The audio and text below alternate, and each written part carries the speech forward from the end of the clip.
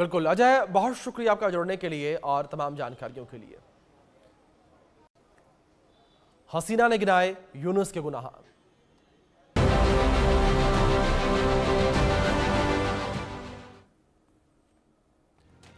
सीधे बड़ी खबर का रुख करते हैं। शेख हसीना ने यूनुस को चेतावनी दी है, आग से खेलोगे तो तुम्हें भी जला देगी। शेख हसीना का बड़ा बयान सामने आया और एक बड़ी चेतावनी भी इसे माना जा रहा है। बांग्लादेश के इतिहास को मिटाओ मत, शेख हसीना ने कहा है। ये बड़ी खबर जो सामने आ रही है। और मोहम्मद यूनुस ने देश के पतन की साजिश रची है शेख हसीना के द्वारा, ये बयान सामने आया है। ये बड़ी खबर निकलकर सामने आ रही है। मोहम्मद यूनुस को हसीना ने लोन शार्क कहा है।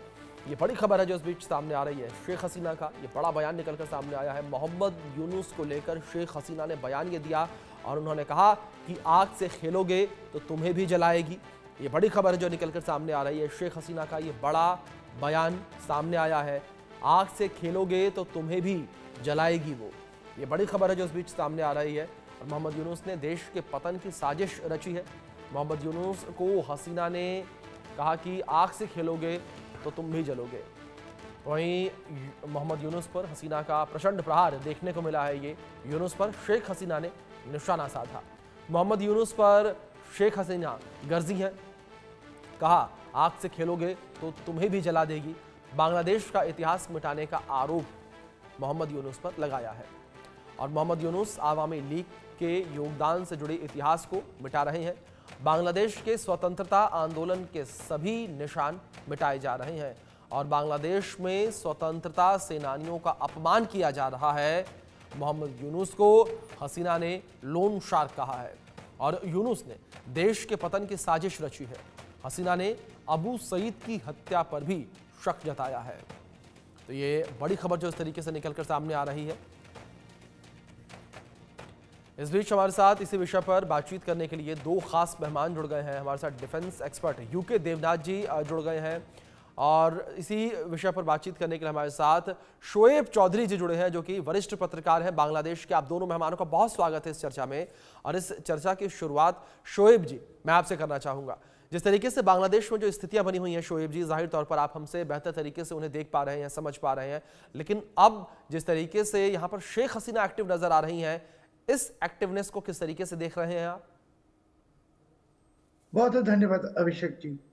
देखिए, अवामी लीग बांग्लादेश की सबसे बड़ा पॉलिटिकल पार्टी है जी।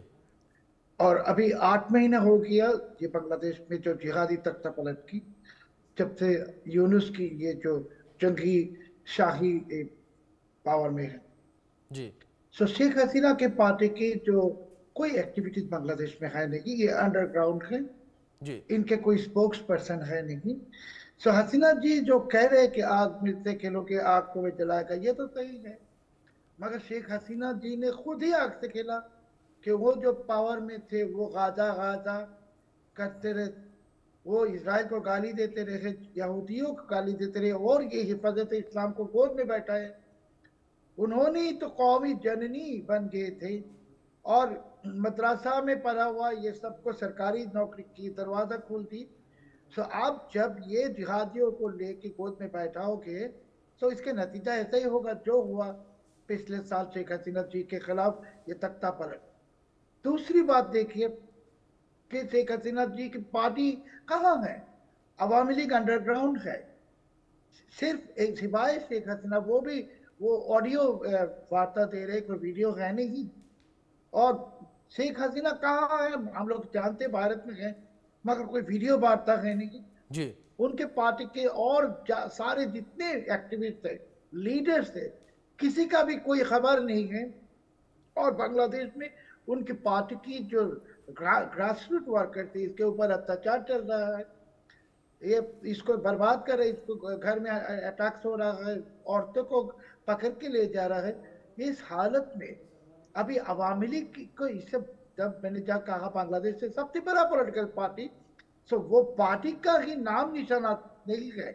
क्यों नहीं है कि शेख हसीना जी अभी तक क्यों एक स्पोक्स पर्सन नहीं दे सके एग्जाइल में, कि जो आके पार्टी के जो जितने मैंने आपको कह रहा हूँ बांग्लादेश में बैठ के कि बांग्लादेश में जो अवामी लीग के सपोर्टर्स थे, वर्कर्स थे, सब इतने परेशानी में है। जी और वो अनसर्टेनिटी में है, उसके कोई ऐसा पता भी नहीं कि शेख हसीना जी वापस आएंगे कब नहीं आएंगे। जी इस हालत में शेख हसीना की ये वार्निंग की हमारे हिसाब से इट कैरीज नो वैल्यू। जी ठीक है।